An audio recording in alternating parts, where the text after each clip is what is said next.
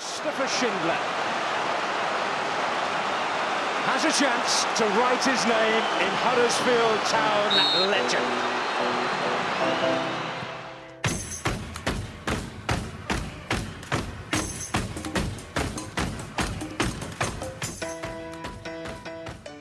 Welcome to episode 63 of the Andy Takes That Chance podcast.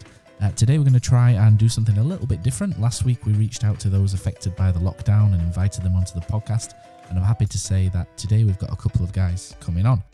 Today we'll discuss the lockdown, we'll take your questions on Twitter, reflect on the Phil Hodgkinson interview of last week, the current financial situation around football, reflect on some happy memories of Ian Dunn, who turned 50, and ask Cozzy why he sparked so much outrage with his player of the season so far vote on Sky Sports. So let's hear some music.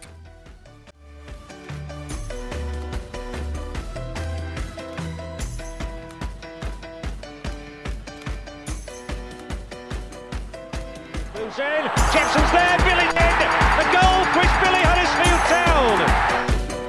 Like on a Rob Edwards, what a goal for Rob Edwards. Is this the moment for Lee Fowler? It is. Take your place in Division 2, Huddersfield Town. Huddersfield got the chance with Clark to knock it through. This could be a chance to equalise, and they have equalised. And you know who scored it, don't you? It's Jordan Rhodes. He's missed. Steve Simonson clears the flame of the goal and collapses in a heap of tears. Payne's got a chance. Payne scores. Jack Payne scores. Polita gives it straight to Moy again, who shoots. What a goal, Aaron Moy! An absolute thunderbolt delivered all the way from Australia. Oh, where's he going to drop? But it's in there! Like Kachunga leaves it. Smith scores for Huddersfield Town. 3-2 Town. 4-3 Town it stands. Forestieri. Danny Ward saves. Danny Ward saves. Play down the left and Moy stayed onside. Here's Mounier. 2-0 Huddersfield Town on the opening day of the Premier League. De Quattro's in. Brand De Gea. 2-0 Huddersfield Town. Going to turn it into the pass. Yes! And Clement scored. Clement has scored one of the most important goals of Huddersfield Town's history. De Quattro's forward. De Quattro's got the better. Yes! And Laurent De Quattro scores. Laurent De Quattro scores.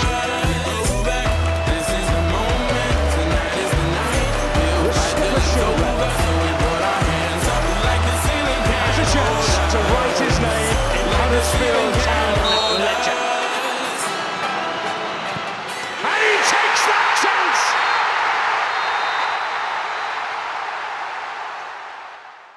Okay, so as usual, this episode is sponsored by Magic Rock Brewing. Sadly, at the moment, Magic Rock is closed due to the coronavirus outbreak, but the Welcome Centre, who are very close to what Magic Rock do, are still open, and if you've got a little bit of spare money hanging around at the minute, they are taking a couple of donations for people who are struggling at the moment. So have a check of the HTSA website and social media, as well as the Cowshed Loyal, and if you can help out, that'd be fantastic, and hopefully we'll come out of this quite soon. Welcome back to the Andy Takes That Chance podcast. This is the second part of the coronavirus lockdown episode. That suits every club. So I think it's really tricky, and it's kind of like just wait and see. But, you know, it is unprecedented. It's happening to not just England, but every country. So it's, it's really tricky to say. Matt, what do you think about, I mean, you've seen stuff now. I saw a story about Jadon Sancho going to Man United on £400 a week. You know, it makes me feel sick now and that kind of stuff. I just have no interest at all in transfer store. I know the world's got to kind of carry on at some point, but to me, it's not the time or the place. And I just wonder if it's going to have a massive effect on players' salaries or the transfer market or what have you, because honestly, you look at it and I just want to kind of fast forward it on my timeline now, because it makes me a bit sick, really, to still see this stuff banded about. We're in the middle of a massive pandemic, and you know, when about players moving, and I just can't get interested in that anymore, mate. I don't know what you think. I'm not that interested in it, but I understand why people are still putting stories out, because it's about providing people a normality and about, although there's not a lot normal about 400 grand a week, I know you'll probably come back with, but it's, stories like that are just what your everyday life is about. And I think the more sort of things we can take from everyday life and keep people feeling normal rather than, giving people cabin fever and only talking about a pandemic, I'm all for it. But in terms of the transfer fees and wages, I asked that to Phil last week, because I was looking at that, and some of our players were linked away in January. Carlin Grant, used as an example, I think was linked away with somebody, and you do wonder whether, if we're basing a lot of our future income on transfers, then with what Phil said last week, with banks will probably stop, with people will stop releasing money just because of what's gone on. All of a sudden money doesn't flow, and that has a knock-on effect down the line. And I would imagine the very top will probably, your top six will probably keep going as per normal. And I did listen to another podcast, the Athletic one with Mark Chapman, and they were kind of trying to talk about whether, this will happen and the top six will always be awash with Man City, especially, they're sponsored by a country. They'll always have a lot of money, and they were talking about whether then the top six would then try and force a breakaway into a European league, and the guy behind Juventus is very much behind that. And I think football will change, and I'm just not sure how it's going to be yet. For me, in terms of this season, I would null and void it, and that's not for any other reason and that's not because of where Leeds United and Liverpool and Celtic are, three clubs I don't particularly like, or Huddersfield, who would be safe. But I just look at what Rugby Union are doing. Rugby Union have null and voided it. I just think there's too many things to marry up, and it kind of leaves a bit of a bad taste. The EFL and Premier League are coming out every 2 days with updated statements. We're going to try and play as soon as possible. And it's like, slow down, guys. We don't know what's happening. There are more important things going on out there. It just feels like as soon as Boris Johnson stands there and says, right, we're ready to get back to normality, you're going to hear a whistle, and then the first Premier League game kicks off. I just feel like they're going to need to calm the jets a little bit. And I just don't see, after the 30th of June, the stumbling block I see is if it goes past the 30th of June, there are going to be players there that are not going to want to extend their contracts, whatever the case. And all of a sudden, that's when people talk about the integrity of the league, etc., etc. We've got several players out of contract. Whether they'd be in that situation, I don't know. But, Danny Simpson, Colin Kwana, Kachunga, etc. And all of a sudden, you've got half a team missing. If the PFA say, right, these guys are not going to, we've seen what they're like already. If these guys say, we're not going to let these guys extend the contracts, what are the rules with European law? Will European law just allow somebody to just say, right, we're going to extend these contracts, and without the say of the players? I'm sure, there just seems to be so much. And then people are talking about condensing the next season. Sky, beIN Sports, etc. They've already paid for 46 championship games next season, 38 Premier League games. Amazon, there's that as well. I just see too much down the line, which makes this just a complete mess. And the easiest option for me is just to say, look, this isn't going to happen. We're not going to finish this. Let's just stop giving updates every couple of minutes and just stop the season. Whether they want to go to a points per game ratio or a null and void situation afterwards, whatever, that's up to what people want to do. But I just think we should finish it. Take the lead from the Olympics, Wimbledon. Every other sport is stopping. Why is football still talking about carrying on as if something's normal? It just seems like football's got its own little echo chamber where it thinks it's more self-important than everyone else. And I just think football should just stop, take a look around, and just hit reality. One word, Matt. Money. Yeah. Matt, can I just jump in quickly, just very briefly on it? I completely agree with what Cozzy said and what everyone else has said on it. For me, the irony is that a lot of people complaining about social distancing measures are going to be the same ones complaining if this season gets null and voided, or if we can't start the season up, again between now and say September. I genuinely think if the social distancing had been implemented, or people had followed the social distancing guidelines sooner, then potentially the season could have been started in, say, September or October or whenever it was. But the fact that it's taken so long means that we're obviously going to now be in isolation and locked down for a lot longer than previously anticipated. For me, I agree with Cozzy. I think it would leave a really sour taste in the mouth. My dad's been saying to me for years, I think at some point this cash bubble will implode, and maybe this could be the trigger that starts it. Who knows? And it could be a leveler and an equaliser of the playing field. But then, on the flip side, we could also see potentially 2, 3, 4, 5 clubs go out of business. So it's a really precarious situation. It's a weird one, isn't it? I mean, I tell you, it just makes you think about life differently. I mean, I'm watching, God, you're scratching out the content, watching some of these old big matches from the 80s and what have you. And when you see a massive crowd now, you just think, oh my God, don't you? And for us to get back to them, I mean, Andy, I'll bring you in, but it feels like, I don't know, I want to be dramatic, but can anything be the same again regarding crowds and stuff? Because I just see a big crowd I just think horror now, and it's really strange. Yeah, it's terrible, isn't it? You look at it and you think, oh my word, they're near to each other. Have they not thought about being 6 feet away? The thing for me with the Premier League and all that type of stuff, just somebody make a decision so I can go back and concentrate on year 6 maths, which I'm homeschooling my son with at the minute. And forget Premier League, forget all that stuff. Year 6 area of triangles is much more difficult to do than sorting out whether the Premier League and the NFL starts again. So please, somebody make a decision, sort it out, and then I can concentrate on that. Because this is football doesn't matter. The area of a triangle does in my life at this point in time. Andy, have you done fractions yet? Mate, no. Isosceles, triangles, and all sorts. I'd never be a bookie. I hate fractions. They just absolutely blag my head. Acute angles and oh man, it's madness. So yeah, I get that it's a massive. Hypotenuse, acute angles and obtuse, the hypotenuse, yeah, but pi r squared, all that type of stuff.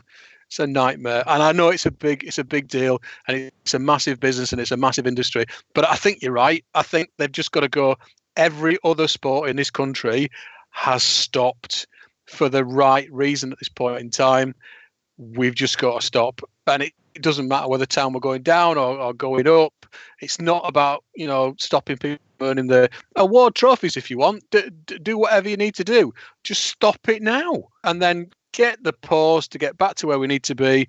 Life will change completely, and then we come back whenever it starts again, October, November time, when it's safe to be jumping on top of one of each other, Will and Carl on Grant's stocks in the bottom corner. Then we do it. But now just seems somebody make a decision. It's madness. I think just to finish on that as well, there's a lot of League 1 and 2 teams. Apparently there's a groundswell of League 1 and 2 teams wanting to null and void it now because they're running out of money and they want to take season ticket sales for next season to try and bridge that gap. But there's all sorts going on, and I'm sure we'll follow it with interest for a while, and then it'll probably get very boring very quickly. But the last one of the last questions we've got is from Bro600. Rob has said the club's statement have been set up for a while when making the Premier League. Do you lads think this is still the case if the right decisions are made in investment, in acquisitions, or do you think it's lost, or do you think the downer was unavoidable but the foundations are still there? So that when we got promoted and Dean Hoyle said this would set the football club, I think it was Dean Hoyle said this would set the football club up for several years. Do you think that's still the case now that he's moved on and he's recouping a lot of what he invested into the club, or do you think, like Rob said, with the right sort of acquisitions in terms of players and right sort of purchases and sales, do you think the club is still in a good position? I'll throw that to Cozzy because Cozzy looks really interested. I was doing that, so hopefully someone else would get the question. So I'm bottling it. I'm going to pass to Si. That's the parcel. It's a great hospital pass. Cheers, Cozzy. Thanks, mate. Somewhere in the middle, I think. In truth, I think. It's a good question, to be fair. It's a very good question. I think kind of to answer the second half of that question first, with the right acquisitions, the right additions in the transfer market, I think we've got, with the Cowleys in charge, who I'm kind of fully behind, could we kind of reach the promised land, so to speak, again? I think definitely we could. I'm maintain some of the things I've said on previous podcasts that on our day, I think we can beat any team in the Championship, and I think that'll be true next season as well. I think with the right run and kind of a bit of luck along the way, could we get into the Premier League next year? Of course we could. Has it set us up for the kind of 7, 8, 9 years ahead? To an extent, I think obviously the work that's going to happen with Canal Side, the additions to the training ground facilities there, that's definitely a step on. That's definitely a plus, and I think the likelihood is that wouldn't have happened had we not reached the Premier League and had all that investment. Are there other things I would have liked to have seen as a result of being in the Premier League? Probably yes. Probably fair to say there is. But there's obviously lots of costs associated with it, and lots of hidden costs that perhaps as fans we're not aware of. So yeah, that's kind of my wishy-washy answer, really. Thanks, Cozzy. Anyone else want to dive in on that one? Brady's looking like he's champing a little bit. Oh, go on, Brady. You can take it. Sorry, Brady. Cheers. I think I'm kind of similar to Si. I think I fully back the Cowleys, and I think we had such a great transfer window, as we've all kind of touched on. If we can get loan players like Smith Rowe in, and obviously when we went up with Wagner, that they were kind of crucial to us going up. I think. I think it's possible, but the Championship's so unpredictable. As we've always said, like, anyone can beat anyone on the day, and I think the Cowleys have brought back that winning mentality. If I'm honest, I'm not sure if we would go up next season, but put it this way, I think it'd be a lot better than this season. I think top 10, maybe kind of pushing for playoffs. I'd be quite chuffed with that, given how much of a fall it's been since we got relegated.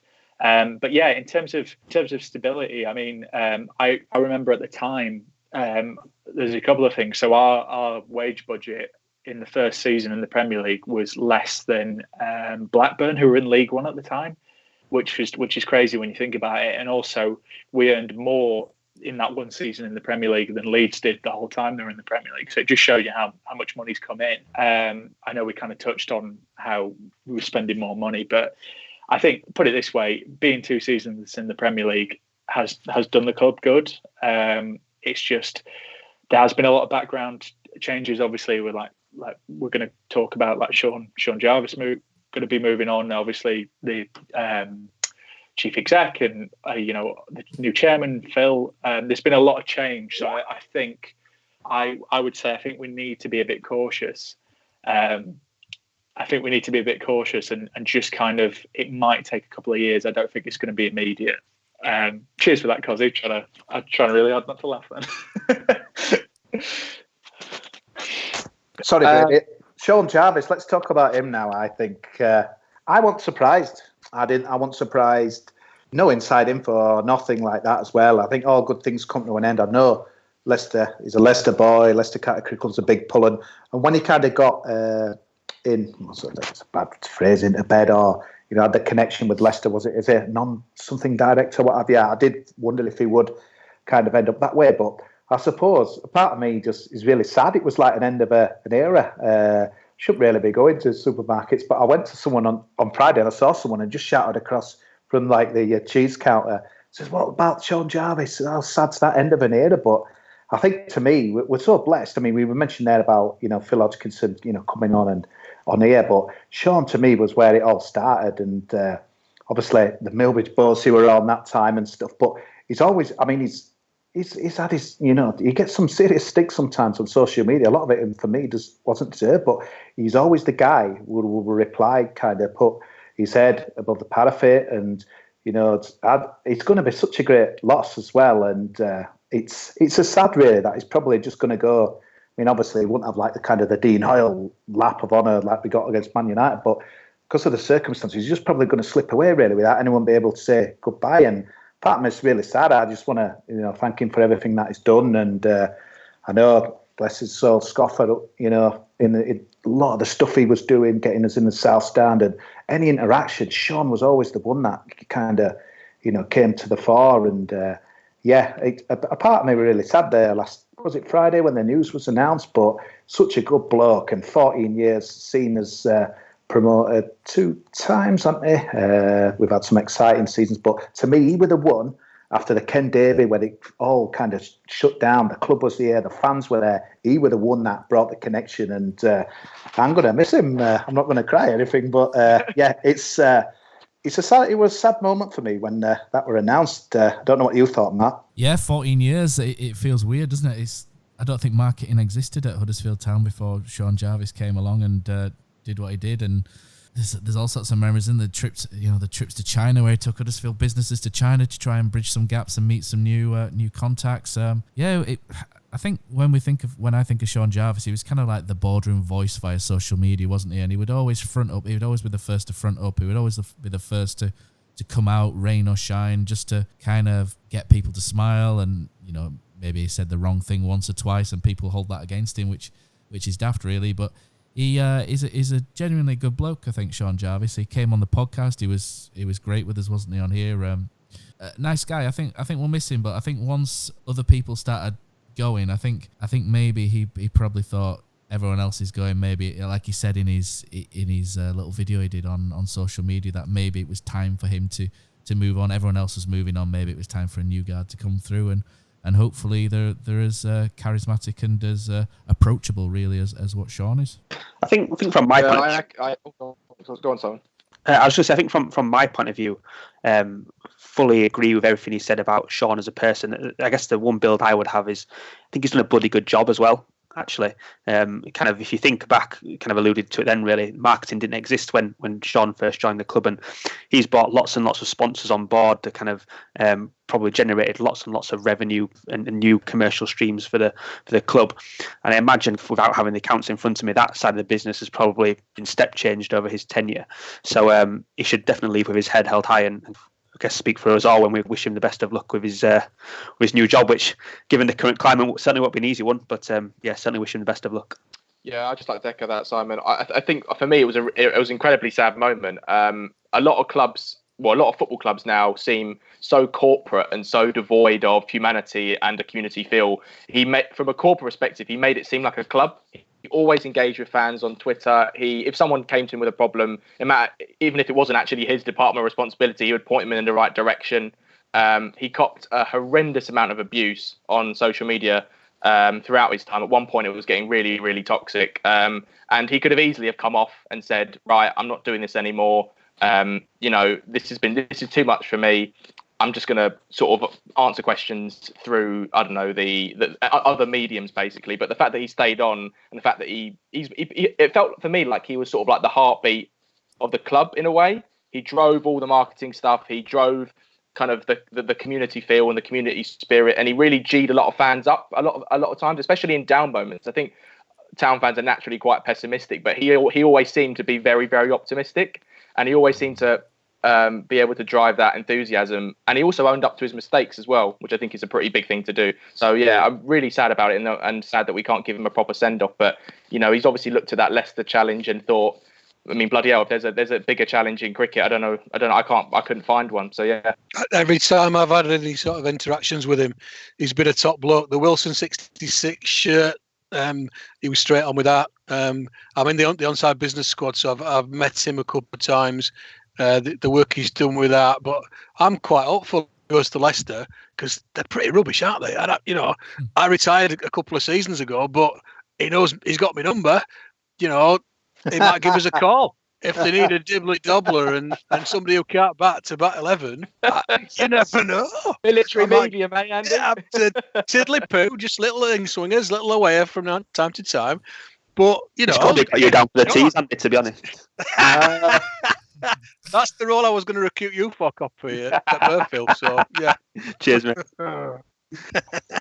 I just wanted to say as well, like, completely agree. I think it's a big loss, but I think something we've kind of touched on is how he would go the extra mile. I think something that sticks out for me with Sean is, I can't remember who it was, so apologies, but someone took to Twitter to complain to the club that their son was going on a stadium tour and they had to cancel it because I don't think they had enough staff. So they tweeted Sean, and I think Sean got in touch, and he ended up actually giving the tour himself. Yeah, it did. And I think that tells you everything you need to know about the man. Top man. He's a top bloke. Like you say, given all that's happened, and if he's leaving in June, we might not be able to give him a full send off. But I just want to say, he's been a credit to the club, and I think people have given him a lot of stick on Twitter, and unfairly, I think. And I think you kind of, when he goes and whoever comes in, if they're not the same, you'll realise how good he was and how much of an impact he did make. So all the best, Sean. Like we all say, we wish you all the best. Got till it's gone. No, definitely. 100%. Right, so on from one decent bloke, Sean Jarvis, to another good bloke, Cozzy, Ian Dunn's 50th birthday a couple of days ago. Yeah, Matt, we've done some shows with Ian on our, it sounds like big time, on our national platform, Love Sport Radio, on a Friday night, which... Graveyard shift at 10:30. Yeah, I got involved with I got involved with a quiz there last Friday. God, anyway, that's another story. Did you let us down or did you win it? I let us down. I had to bark like a terrier. So I was playing something for Crystal Palace, and he had to make an eagle noise when he wanted to answer, and I had to do a terrier. But my terrier noise wasn't as loud as his eagle, so he kept overpowering me. But that's my excuse anyway for an abysmal 5-2 defeat. Sounds like a shite quiz to be fair. Yeah. Ian Dunn, what a legend though. I mean, did he come from Gainsborough? Someone could shoot me down here. Gould Town. I knew it began with G. But what a player. I used to love them Warnock guys who came in because a lot of them didn't cost much. And they had some amazing... It might have been Owen Hand, actually. Is it Owen Hand or Ross? Ian Ross. I think he came sort of 93-ish, didn't he? I've not got the details in front of me. Was he there before Warnock? Yeah, he came sort of 92, 93, I think, that season where we weren't very good. And it came from Gould Town for not a lot of money. I think he'd been released by York, where he does a lot of radio stuff now. And my first memories of him is his debut. He cost not a lot, like a bag of balls or something. And he absolutely ruined Noel Blake at Bradford in his debut. Yeah. There's video. There's you can find it on YouTube. And then I think he rinses him about 5 times, and then he goes down, gets a penalty. And Noel Blake just goes up to him and sticks nut on him and knocks him out. So there's a video of it, his debut where he's got this big beast of a man, Noel Blake. Noel Blake's a big guy, a big strong defender. England youth setup he's been the last few years, and he just goes over. And he's a scary guy, and he just stuck nuts straight on Ian Dunn, and Ian Dunn's probably still recovering. I think that's where it started for me. I've always said before, Bradford's the enemy and not Leeds. So it was in front of our end as well. I remember that. And it's like to win a penalty, and I think everyone just kind of fell in love with Ian Dunn there. One weird one I remember, I don't know if anyone else was there that day at York. You remember we took a massive following, but someone threw a firework and it nearly hit Dunne. It nearly hit Ian Dunn. And I remember the champ chased it with Ian Dunn. He's got nowhere because it was blown off by a firework at York. But then adaptation is that? And he's also an history maker, didn't he? Because the club put the tweet out the other day. But he was the first person to score the ever won a golden goal. But I love this celebration, proper old school, wasn't it? Like just put his hands in there. There were no neat slides. I noticed have a Scooby how to celebrate that sort of thing. I noticed one of the national media outlets a bit since tried to claim the first ever goal was scored by somebody like Chelsea, and then we had to correct them, but there was never any acknowledgement on that one. But do you remember the goal of the season he scored against Stoke City where the ball stuck in the stanchion as well?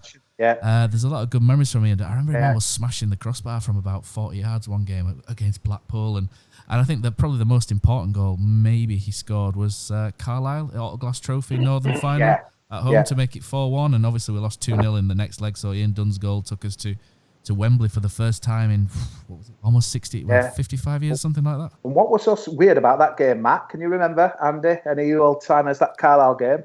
Carlisle, 4-1, didn't we? They were division below us. Some goats came on the pitch from the away end. Do you not remember that? That actually happened. Yeah.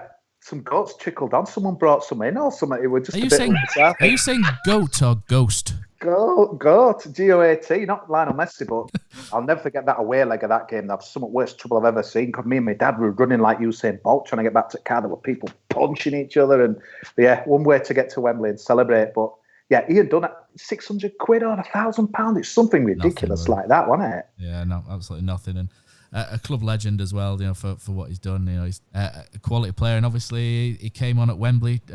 Put the ball in that booth he headed across for Chris Billy and got us promoted. So there's a lot of moments for Ian Dunn where what he's done for the football club, and he moved on, didn't he? And after I think he went to Chesterfield in the end, didn't he? And he gave us a lot of happy memories. I'm going from memory there, so sorry Ian if I've got that wrong. But he's promised to come on the podcast at some point, so hopefully we'll get some good stories from the Neil Warnock days of the eggs and sherry and Wembley and whatnot. So hopefully we'll get some good stories from Mr. Dunn.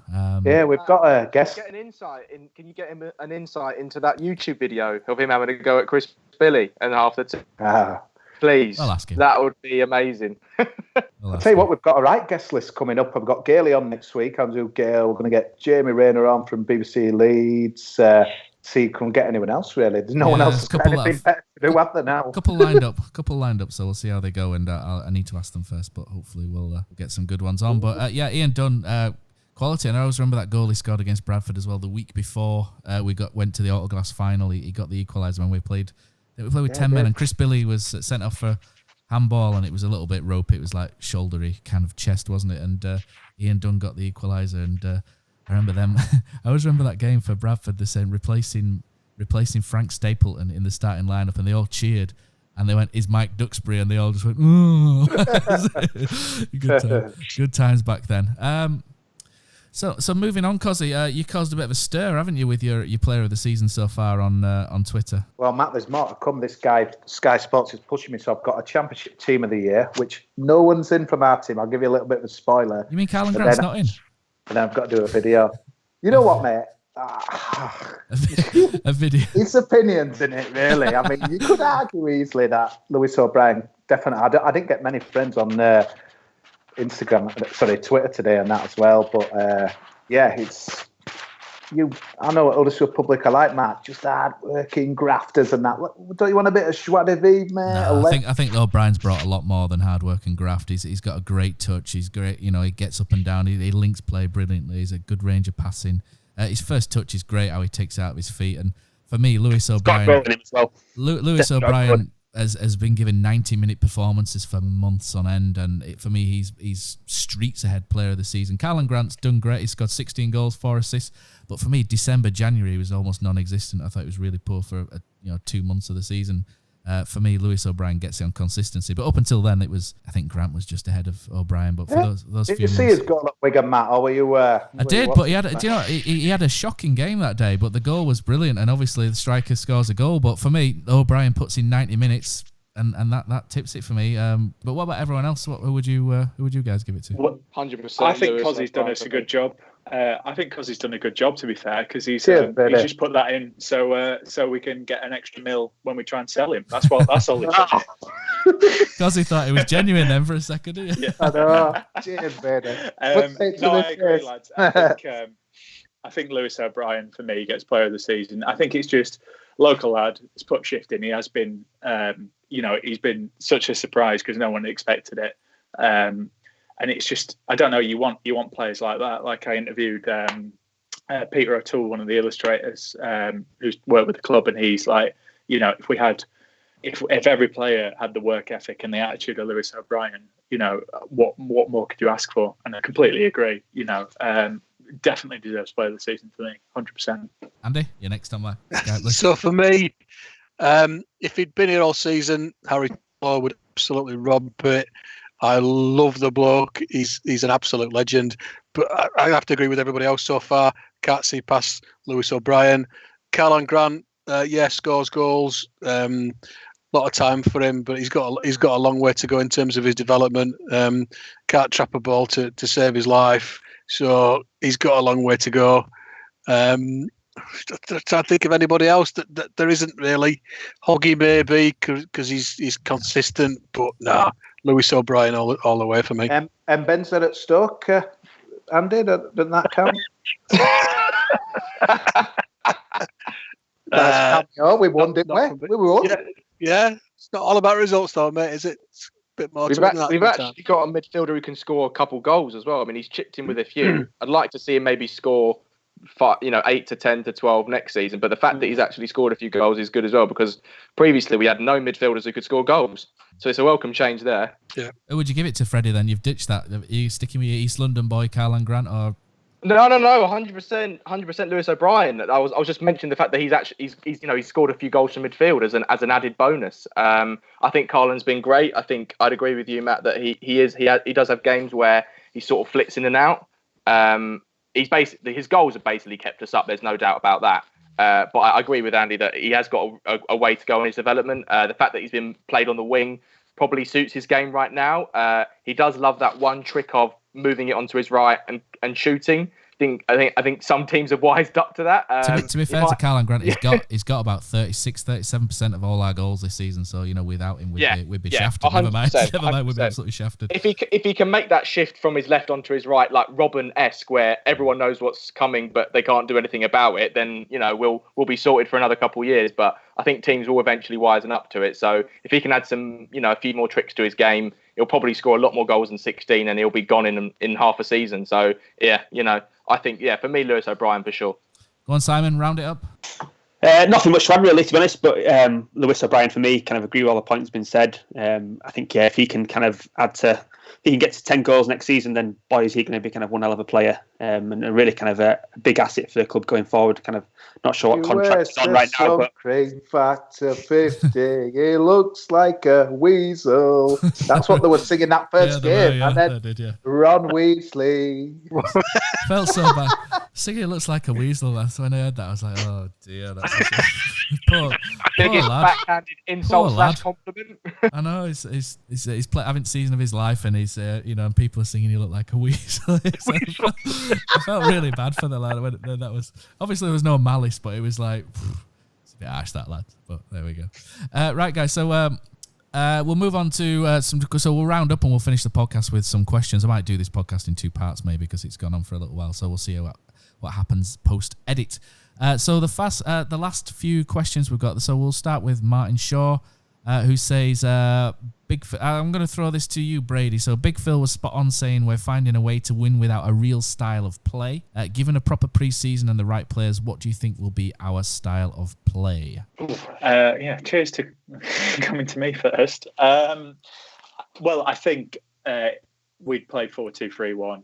I think that's the formation that the Cali seem to like play most. So I think that's what we would go with.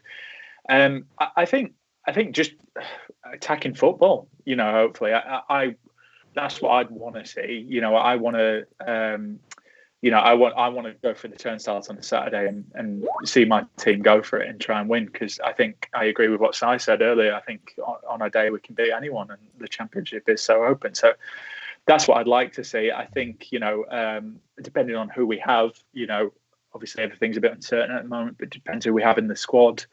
Who goes and who stays and who we bring in. But as I kind of touched on earlier, if we have a transfer window like we did in Jan, and we get some good additions and address a couple of positions, I feel really confident. And I think, as I've kind of banged on, I feel really positive for next season if it happens, when it happens, and if we get the right people in. The stats are still pretty good, aren't they, guys, from when the Cowley's first game, or the first win that they had. You look at the points per game since then, and it has Huddersfield sort of top 8, doesn't it? So with the right additions, I think one key thing that maybe hasn't quite been picked up is, if you cast your mind back to the very start of the season, do you remember when Mark Hudson took over as the caretaker? The first thing Mark Hudson said was, the fitness is wrong, the fitness is completely wrong.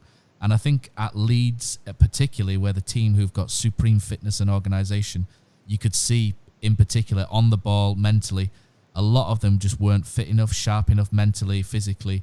And I think, and Danny Cowley's talked about periodization before. I'm not going to go into what periodization is, but anybody who's done GCSE PE will probably be able to help us out on that one. But it's essentially, I think the first key thing will be in the summer will be to get the team properly fit. And I think when you see the team fitter, you'll see a better press, you'll see them move the ball quicker. And I think a whole new style of play will sort of develop from there. But I think that the trick will be obviously to keep hold of your likes of Karlan Grant, Steve Mounier, and to sort of build a team that would work from there. So what do you think? We'll go with Freddie. You've been cut off a few times today, haven't you, mid-conversation? So let's go with Freddie. No, okay, let's go to... no, go on, Freddie. I'm joking. I completely spaced out there, to be honest, but I was expecting it to all go to everyone else. I sat here talking nonsense, so you switched off. It's fine. It's all right. Yeah, I completely agree with Brady, to be honest. There's not really much more for me to add. I think, the Cowleys love a big, massive striker up top who's a bit of a bully. I think John Akinde was their one at Lincoln. They still had some room for creative players. So Jack Payne was obviously their number 10. And I think they had George Grant, who's a ridiculously good player for that level as well. So I think they'll try and mix it up. I think they'll try and have a few sort of flat track bullies, so to speak, on the football pitch. So they might keep Hoggy around for another season. They might try and maybe toughen up Lewis O'Brien to make him into a bit of an all-court player, can put a shift in, can put a tackle in, but can also be creative. But I do think they will try and add a bit more bite and a few players who are, shall we say, a bit more dynamic or a bit more... I'm trying to find the right way to put this, but yeah, definitely a few more bullies, I think, for me. I think we'll see a lot of difference wide. I think sort of fullback and winger, I think we'll see a different type of player coming personally. Yeah, agree. What about you, Andy? How do you see it developing? Obviously, you've developed an affection for you and your lad have developed an affection for Steve Mounier. I'd like to see Steve Mounier play a more focal point in a rounded side, which could service him better. But how do you see us developing going forward as a team? I think it's an interesting question that Martin brings. I'd love to be able to pretend that I would know the answer, but I don't know enough about football really in terms of styles and. Let's cut Andy out then. Yeah, it's, as long as they kick the ball to somebody else, win a blue and white shirt, that does for me pretty much. We need to get younger. I think is so. I want to see more energy. I want to see more pressing, more just front foot more football. Yeah. That's what I prefer. I'd love to see the legend that Steve Mounier is still. I think he's absolutely brilliant. However, I think he'll go. I think we'll have sweeping changes. The key thing for me is the Cowley brothers. They are absolutely legends. I am convinced that they will go on and they will manage England together. That's how highly I rate them. And I think if we keep them, the sky's the limit. If we don't, we're stuffed. That's my view on it. Si, Cozzy, you want to jump in on this? You say no. I haven't got an opinion, to be honest with you, no. Go on. Si? I think the only build I would have would, we spoke about it on kind of podcast previously. I think we kind of look a lot stronger down the left-hand side now with the addition of Toffolo being that attacking full-back. Just hope for similar on the right-hand side come the start of next season. Obviously, Danny Simpson perhaps doesn't have the legs that we need at this moment in time, so I'd like to see the addition of a right-sided overlapping full-back, which will give us a bit of strength down that channel. Okay, so the next one's I'm going to throw this one at you, Cozzy. It's come from Mike Terrier 7N2. On a lighter note, what's the funniest chant you've heard at a football game this season? He says his was the last game against Southampton in the Premier League when a guy ran on the pitch and the town fans sang, "Is one of your own, that fat so-and-so is one of your own." I enjoyed the Jack Hunt one. I'll be honest, I don't really have a lot of hate for Jack Hunt, but the song amused me a little bit. But what about you, Cozzy? You like to start a few things on your side. Songs wise. Can you come to me later? Are you going to think about that? Are you thinking? Yeah. Thinker? Come back to you. Sorry, I've got a guys. couple of my all-time favourite ones if you want. Well, let's bide some time for Cozzy with us, Freddie, if you want. Yeah. One of the funniest ones I ever heard was when Rio Ferdinand missed his drugs test. I think he was at a game and they sang "His name is Rio" and he watches from the stands. And that's, for me, still one of my favourite all-time chants. But Freddie, I found one. We've got Novak. We've got Novak. Our carpets are filthy because we've got Novak. Bradford have got him now, but I'll tell you what. I absolutely love that one. That was a quality one, that wasn't it? Just random. I'll think of another. Next. Get your wallet out, Andy, and we can stop this. So...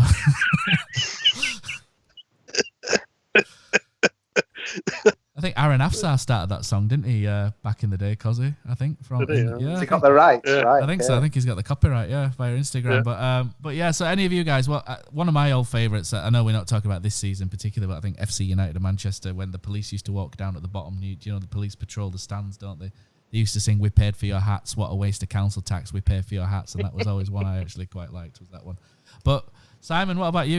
You're in there with the Cowshed Loyal, flicking V's at you to away fans. What's Once or twice, mate. Once or twice. I can't really think of anything, but the Jack Hunt song that you mentioned, I think what kind of amused me more was the rendition the following week against Charlton, where Jack Hunt was replaced by Lee Bowyer. I think kind of just the fact it flowed week to the next made me put a broad smile across my face. And every word true, I thought that one. The Team of Andy Booze is also one of my all-time favourites. I started that, Freddie. Did you? I did, yeah. Oh, wow. I remember singing that at the Orient game on his last game. You can actually see the lyrics on the old... That was one of my favourite ones, yeah. Nobody sings the full version, but the old lyrics are on the Cowshed Loyal Pro Boards thing. You know. And then we all dream of a team of Andy Booth at the end, if I remember correctly. Yeah, in the town where I was born, there's a man called Andy Booth who wears the blue and white, etc. I'll tell you what, things have moved on, though. I remember some stinkers. Ooh, Phil Starbuck. That must have took a while. Ooh, Gary. Do you not remember Ooh, Gary Barnett and Ooh, Ben Thornley? Yeah. I did say Luke Beckett. Luke Beckett. Brilliant. Another cracker. Trying to think of other ones than that as well. That's Michael Effley. I've got one. Brady's going to sing, I think. Come on, Brady, get it sung. Never mind saying it. I'm not you, Cosy. I don't have the pipe. Thank God for that, mate. What about Powell Abbott? That was a mediocre chant we had. The Bobby Zamora one when he was at Fulham. When you sat in Rose Ed and the ball hit your head, that's Zamora. That was going to be the other one I was going to use, Brady, apart from the real. Yeah. Sorry, mate. That's what I had stored up. No, same wavelength. Love it. Yeah, I've remembered one from the archives. It's not original, but I used to love it because I don't like him. Cheer up, Chris Kamara. Oh, what can it mean? Do I bleep, bleep, bleep. Yeah, I think we've done the pod too long, haven't we now? He's Leicester Town fan. Yeah, let's move on. Yeah, he is. Let's move on to the next one. So, Big Dave says, I'd like to know who sanctioned signing Mbenza. So, Cos's favourite player, particularly after hearing how drawn out and structured the signing of players' process is. Not sure you'll have anyone be able to answer that. There is an question. There is an easy answer. It's David Wagner who does it, but he does it based on the information that he gets from the recruitment team. So, and the people that have gone out to see him. So that's what happens. But obviously, as a manager, you're only as good as the information that you get. So there we go. But we'll move on to the next one. So Denny Ledger says, Colin Kwana and Elias Kachunga, both wide right, both out of contract, but they come as a bit of a double act that are great for dressing room morale. Would you keep one, neither, or both? Freddie? My heart says keep Kachunga and unfortunately let Colin go.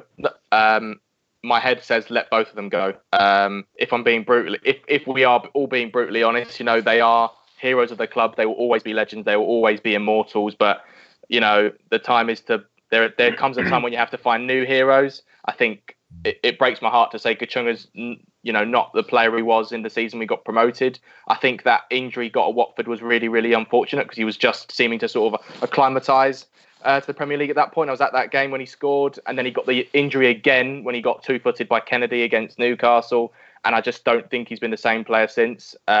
He's lost half a yard of pace. He always gives everything. He always puts in a defensive shift, but this season he hasn't offered a massive amount going forward. I mean, I think the whole club was willing him on when he scored that goal and the emotion he had on his face. I can't remember what game it was when he scored his first goal of the season. Whole City, yeah. But yeah, if I was to be brutal, I'd say that the time might be the time might be right for both of them to have new challenges. You don't know; they might both go back to Germany. Colin's been injured for most of this season, so he might want a new challenge. So yeah, my heart says keep Kachunga for another year maybe, but head says probably both of them go. Unfortunately. What about Marcus Stewart, Chan? Stewart. That was an original one, wasn't it? Where's that mute button again? I've got my wallet out. I'm ready to pay. No, stay at home. Stay inside. Stay safe. What would you other guys say then? So for me, I think Kachunga is probably a really good, a good demonstration of what Phil Hodgkinson meant last week, where a manager can make some players feel play better than maybe what their natural level is as sum of all parts of a unit, if you like, and I think maybe that could be what happened with him. I love both of them. I think they're both great, and I'd be upset if they both left, but understanding if that happened. But it's not a nice thing to talk about because they are heroes. But Brady, I can see you poised there. What do you fancy? Yeah, I kind of I agree with you, Matt. I think they're both legends in their own right for what they did in the promotion season. I think we've kind of talked about it before with Kachunga on the pod. We do have an option for another year, but that means it means he'll get a increase in his wage if we take him up on that option. I think he's a good squad player, but he is on a bit of a fair whack. I think he's one of the higher earners in the squad. So I think, do you want someone who's probably not going to start? I mean, I know Chris Willock's only coming in January, but I think he's contributed a lot more in an attacking sense than Kachunga has. I just think it's probably the right time for him to go. I can't see him doing any better than he did in that promotion season, unfortunately. Same with Kwana. I think Kwana's a bit of a strange one, really. I don't think he's ever kind of really got a fair crack. In the squad, if you think about it. I know he's not put in some great performances, but obviously what he did at Wednesday we'll always remember. But, he went on loan to Ipswich and he scored a few goals. So top assister in the Premier League for us as well, that first season. So yeah, played his part, obviously. So definitely. So I think out of the two, I think I kind of agree with Freddie. I think we should probably let both of them go, and I would be sad, but I'd be really intrigued to see where they go and how they get on, because potentially if they're a bigger feature, and especially for Quana, if he starts quite a lot, he could do quite well for like an Ipswich or someone similar. Andy? I think they've both got to go. I think that they've had their time. I love them both to bits. They're absolute legends. Always have been, always will be. But I've got a speedy right winger next to me who wants ready to supply Steve Mounier. Ready to supply Steve Mounier. So they've got to make way for Adzik on that right wing. So I think they've both absolutely been outstanding ambassadors for the club. I think they've done brilliantly on the pitch. But Kachunga a bit more than Quana really, but I think it's the right time for all parties to say thank you very much and all the best, and let them go. Last two questions, just both a bit of fun really. Watson DPW 24/7 says, do you think they should start producing the long sleeve shirts again, Cozzy, instead of everyone wear short sleeves with a long sleeve base layer? For the players to wear, or just for in the shop, club shop, yeah. Maybe, but it's just an excuse to charge us more, isn't it? I used to think it was scandalous. It was like an extra £10 for a. It's like when you go to a rugby shop, you get now all of a sudden now. Obviously, everyone loves Leeds Rhinos, don't they? But in our shop, there's like a normal shirt at £45 or a game worn shirt. I don't know, £15 more. Yeah, England. I don't get football it. do that. Yeah, football. Yeah, football. There's like a stadium shirt and then a training shirt and then another shirt, and it's just like, what's going on here? And then one of them's like £95 or something. But it looked good, I think, on TV and what have you. But if players wore it, but I'm always a short sleeve man. I'm a brave heart man, running in these winds today. So bring me a short sleeve shirt any day, man. I don't like long sleeve t-shirts or shirts. Freddie, what about you? You a long sleeve guy? No. As wearing a shirt, no. I do. I have been very tempted over the years to buy the retro one that Frank Worthington wore. I think it was a 69-70 shirt they replicated. Yeah, I've got the retro one with the sort of that. I mean, that looks lovely. I'd wear that, but whether I'd wear it in a modern day fitting, I'm not really too sure. And like Cozzy said, they probably charge us an extra tenner to buy it. What about Brady and I don't know if Brady's died. His phone. There he is. So I'm here. What about you and Andy? What would you? It's a short one really. Long sleeve sheets, long sleeve t-shirts or shirts, football shirts. Yay or nay? I think it's an option. I think this season as well, they're really smart. The Umbro ones without the sponsor. So go for it. It's personal preference, isn't it? I mean, I'm wearing this old. I think it's 97 away kit.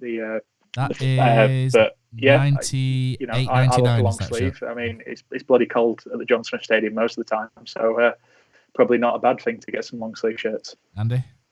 Short sleeve shirt. No footballer should wear under clothing things.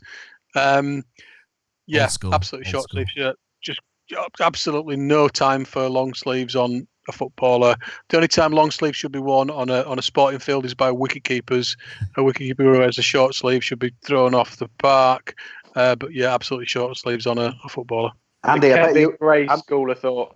Andy, I bet you back without an helmet, don't you? To these 20 miles an hour trundlers on a Saturday. No, mate, because I keep top edging it into my face, so I wear a lid. I'm that bad now. Like Freddie says, Kevin Gray. If it's good enough for Kevin Gray, I think it's good enough for the rest of us, isn't it? So the last one is Johnny Foster says, "What's the ultimate board game?" I don't like board games, so I'll leave this up to you guys. I'm more of a football manager. Cozzy's joined me in the football manager bandwagon, haven't you, as well? Yeah, but I haven't even got to a season yet, man. I've just played friendlies and stuff. Huddersfield turned me down in a friendly. I was heartbroken because not managing them. I'll tell you what I've seen on a few people's Instagram stories. Some Monopoly Huddersfield. I didn't realise such a game existed. It does, yeah. What's the the Mayfair of Huddersfield, like Christchurch Street? What is it? I don't know. I haven't seen it. But I don't know. Brady's laughing. I think he must have got the Huddersfield Monopoly game. But trouble is because I'm thick. When it got to like hotels and what have you, I lost a lot of interest. I was all right early on until everyone bought all the stuff, and then once the hotels come, I just lost it, man. But that's me. If you want to kill some time, buy Risk. That you could have a game that goes on for about 4 days. No, Ticket to Ride's supposed to be decent, isn't it? Anyone played Ticket to Ride? That's supposed to be quite good, but never really got into it. Brady? No, I can't say I have. We before lockdown we bought Exploding Kittens, which is quite good. Played that once or twice. It's a bit weird, but would recommend if anyone's a bit bored and needs to kill a couple of hours. Andy, any board games from a bygone era maybe that you've? I remember Pass the Pigs. Pass the Pigs was quite a popular playing game before they had TVs and stuff. You remember I'm gonna go Cluedo. Cluedo. Yeah, Snakes on Ladders, Andy. I mean, you must have Snakes on Ladders somewhere. Do you remember that? Yeah, you're right. No, Cluedo. The Reverend Green in the library with the lead piping every time. Yeah, Cluedo. Okay. I think we've definitely gone on too long when we're talking about I think we've expired long ago. This won't make the edit. If anybody's still listening, it'll be amazing. I'm going to leave that in now just for you, Freddie. But yeah, so thank you very much, Andy, for coming on. Hopefully lockdown. Yes, guys. Hopefully lockdown is kinder to you guys. Cause he's gone. See you later. So there's no singing to sing us out, Andy, unless you want to do that. You're right. Brady, thank you for coming on. And Freddie, good to hear from you, and thanks for the tips that you gave on Vent as well. So and with regards to dealing with lockdown. So thank you to everybody for listening, and hopefully this you've enjoyed the podcast, and we'll keep trying to come back with more over the coming weeks when everybody's locked down. Thank you and goodbye.